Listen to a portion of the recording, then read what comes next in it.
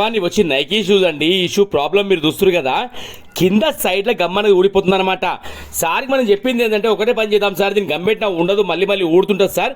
ఎందుకంటే దీనికి వచ్చి మొత్తం 3 లేయర్స్ ఉంటాయి. సైడ్లో పట్టు ఉంటుంది, కింద సోల్ ఉంటుంది, పై లేయర్ వేరే ఉంటుంది సార్. ఒక పని చేద్దాం, మొత్తానికి సోల్ తీసి కొత్త సోల్ అనేది చేసుకుందాం సార్ అని చెప్పిన. అయితే సార్ ఏమన్నారంటే మన దగ్గర వైట్ సోల్ అవైలబుల్ ఉందని అజయ్ గారు అంటే ఉంది సార్, చేద్దామని చెప్పిన. మీరు చూస్తున్నారు కదా ఎట్లాంటి పనులు మన రైతులు అంటే మీరు ఊహించారండి.